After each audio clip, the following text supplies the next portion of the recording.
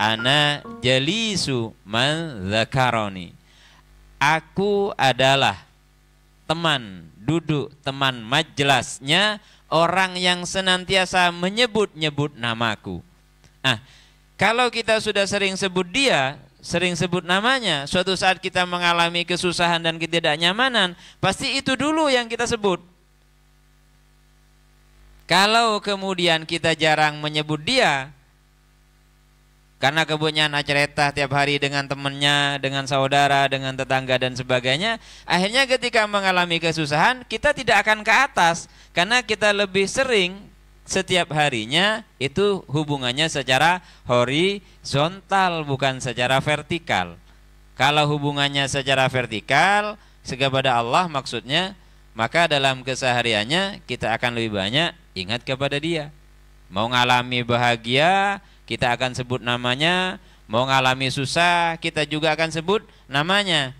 Hal-hal seperti itu dalam kehidupan kita hari ini oleh Allah Subhanahu wa Ta'ala sudah ditampakkan bahwa kesenangan hakiki, kesenangan sejati itu adalah kesenangan ruhani, kebahagiaan ruhani, bukan kesenangan yang semuanya bersifat materi, apapun itu bentuknya. Jadi bentuknya apapun itu tetap tidak akan menyebabkan kita menjadi bahagia kalau itu yang sifatnya materialis. Kenapa? Karena di situ akan dipengaruhi yang namanya rasa bosan, rasa jenuh. Karena ada sesuatu yang dilihat. Maka sumber kebahagiaan utama itu adalah dari yang tidak terlihat, yaitu dari Allah Subhanahu wa Ta'ala. Rubama a'taka kutal ashbah famana'aka kutal arwah. Jadi ketika Allah Ta'ala ngasih kita makanan badan ini, maka berarti dia mencegah kita dari makanan ruh. Contohnya apa? Puasa itu. Jadi ketika kita berpuasa, maka kita mencegah makanan pokok pada badan ini, yaitu berupa makan dan minum, selama dari terbit fajar sampai terbenam matahari. Kita melakukan itu dari terbit fajar sampai terbenam matahari. Kita nggak kasih makan itu badan. Tapi dengan kita tidak ngasih makan badan, itu artinya kita famana'akaku talarwa. Berarti kita sedang memberikan, Allah Ta'ala sedang memberikan makanannya ruh. Jadi kalau badan tidak dikasih makan, maka ruhlah yang dikasih makan. Warubama mana'aka min kutil ashbah, ketika Allah Ta'ala mencegah kita atau menghalangi kita untuk makan makanannya atau kebutuhan jasmani ini, fama ta'aka bikutil arwah, maka Allah berarti telah menghiasimu dengan makanannya ruh. Jadi makanannya ruh itu apa? Makanannya ruh itu adalah zikir, adalah menyebut-nyebut namanya, dan puncaknya apa? Merasakan bahwa kita senantiasa bersamanya. Jadi kita fa'ainama tuwallu fasamma wajhullah. Kemanapun engkau menghadap, kepada siapapun engkau menghadap, maka sebenarnya engkau sedang menghadap kepada Allah Subhanahu wa Ta'ala. Dan ini beliau Ibnu Ajibah juga menjelaskan, kadang kita itu ditolak oleh makhluk tapi kita diterima oleh Allah, tetapi kadangkala diterima oleh Allah dan ditolak oleh makhluk. Dan ini enggak pernah sejalan. Ini tidak pernah sejalan. Kenapa? Karena seorang hamba sejati itu maka dia harus melepaskan identitas dirinya tentang status dan sebagainya. Dia harus lepaskan itu semua, bahwa dirinya bukan apa-apa dan bukan siapa-siapa. Kalau sudah ada rasa itu, baru kita akan sadar dan senang dengan Allah Subhanahu wa Ta'ala. Dan kita akan sering bermunajat serta bermohon kepadanya. Maka kalau Allah Ta'ala menolak kita, otomatis makhluk yang menerima. Terus kalau dua-duanya gimana? Allah nolak, makhluk juga nolak. Misalkan, ada enggak? Ya ada manusia begitu. Di dunia sudah ditolak oleh sesama manusia karena ternyata kita, naudzubillah min dzalik, ada orang secara khuluqian, secara akhlak ditolak oleh masyarakat, dalam istilah kita adalah sampah masyarakat. Kemudian oleh Allah Ta'ala juga ditolak. Jadi dua-duanya ditolak. Itu apes-apesnya orang, apes-apesnya manusia. Mengapa? Karena manusia yang sesungguhnya tidak akan demikian. Jadi tidak akan seperti itu. Maka ketika Allah Ta'ala warubama mana'aka min iqbalil khalqi fa'atakal unsa bil malikil haqqi. Ketika engkau ditolak oleh makhluk, itu sejatinya engkau sedang diberikan kesenangan, kebahagiaan bersama al-haq, yaitu Allah Ta'ala. Kenapa? Ketika kita susah itu biasanya akan sering sebut-sebut namanya. Coba mentepan susah, enggak ke Allah Ta'ala. Bi bojong insyaallah adzan dur salat. Bi salat rawati pegenak kakabi. Gitu. Mareh kabi, semua persoalan selesai, ya selesai juga sa rajinnya, sa istiqomahnya. Karena memang kita harus begitu. Wa duha biasana ning 2 rakaat 4 rakaat, obo 12 rakaat. Tahajud bajan tak tahajud. Kenapa? Lengkap. Lengkap memang. Kenapa? Pesusah kada jen. Makanya cek nolaan susah. Mun siap. Kor cek ngok-ngokan kor. Ngok-ngonak Allah Ta'ala. Jadi tidak apa-apa. Ya Allah, dari dulu sampai sekarang saya pengen sowan kepada Nabi Muhammad, tak bisa misalkan. Atau ya Allah, kenapa saya akhir-akhir ini kok males ya baca Quran? Jangan-jangan kau sudah males untuk ngajak saya ngobrol gitu. Ya Allah, kenapa akhir-akhir ini saya kok males bersolawat? Jangan-jangan Nabimu sudah tidak ngakui saya sebagai umatnya gitu. Kalau itu yang membuat kita susah, insya Allah itu akan membuat kita lebih sering sebut-sebut namanya. Ya baca Quran, baca sholawat, yang kemudian membacanya sambil diresapi, sambil disadari. Jadi kalau untuk kesusahan duniawi seperti apa? Rizki itu kan ada 2. Rizki itu ada yang disebut dengan rizki yang jatah dzaruri, yang memang sudah jelas jatah kita, kayak oksigen, jenengan minta atau tidak minta ya tetap dikasih selama jatah umur kita masih ada. Jadi umur kita sampai 60 atau 70 lah katanya Rasulullah SAW. Terus kemudian apakah besok pagi saya harus masih minta nafas? Ya tidak. Apakah besok pagi saya harus masih minta jatah detak jantung? Ya tidak. Semua itu sudah tidak perlu kita minta, dan itu adalah rezeki yang doruri, yang sifatnya merupakan bagian dari jatah kita dari Allah Subhanahu wa Ta'ala. Termasuk jatah makan. Setiap hari setiap hamba itu sudah dapat jatah makan dari Allah Ta'ala. Terus kalau ada orang yang tidak dapat jatah makan gimana? Kalau ada orang yang kemudian kelaparan bagaimana hari ini? Itu 2.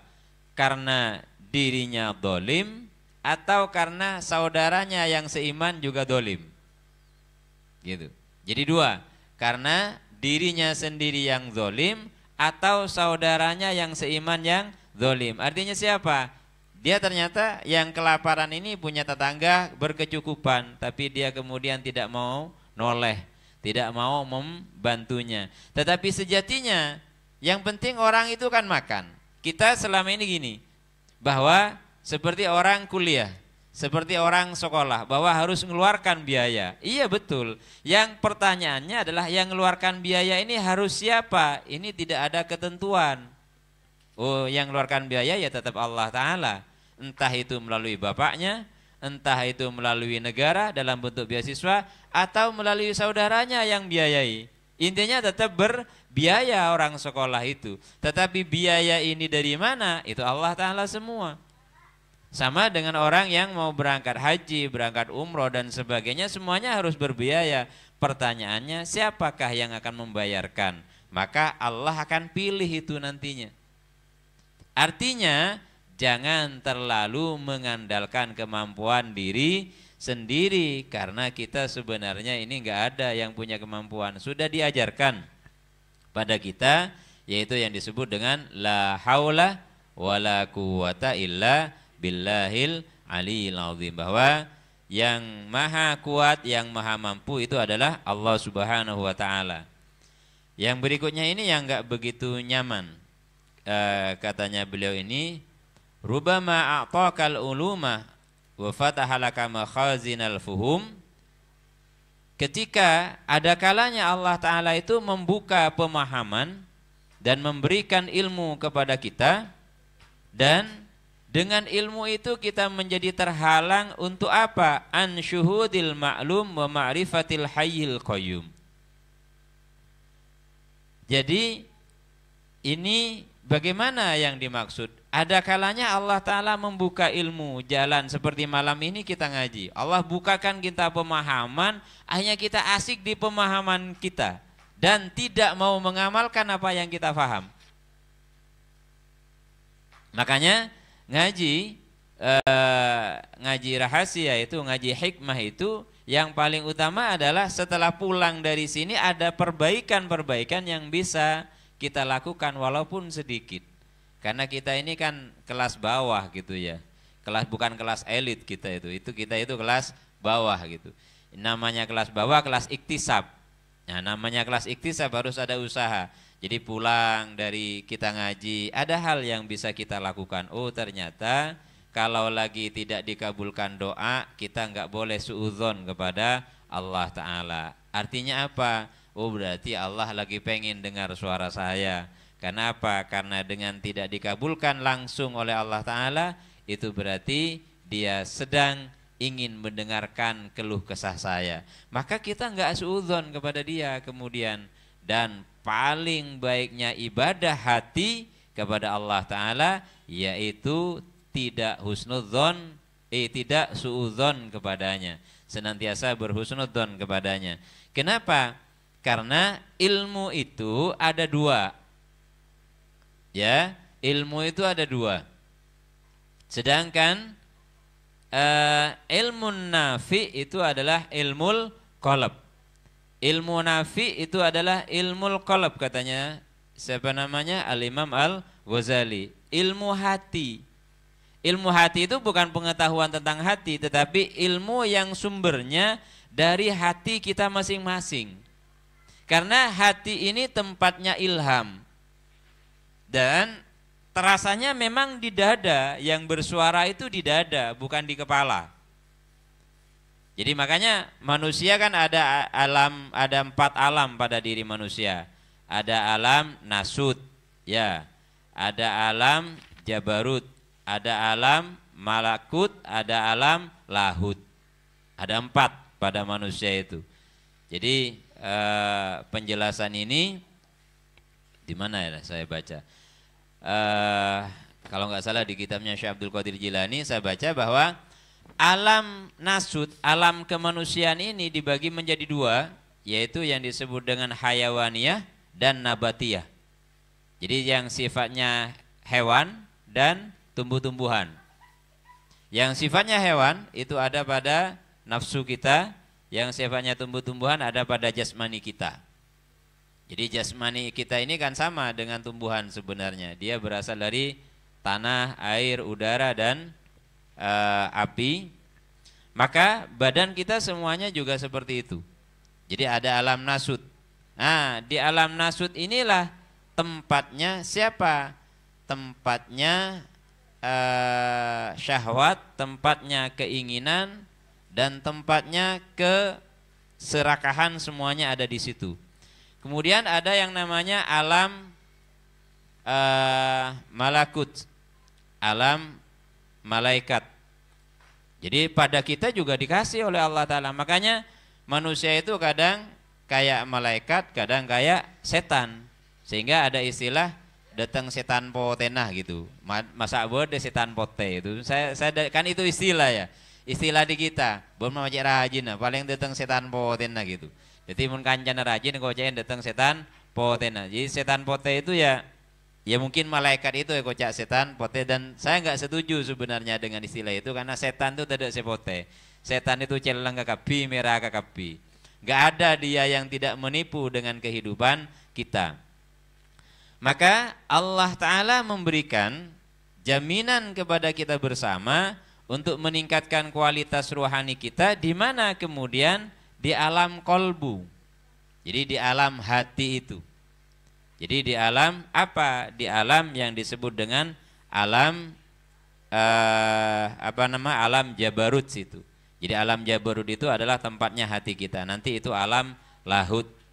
Jadi alam lahut itu adalah alam ketuhanan.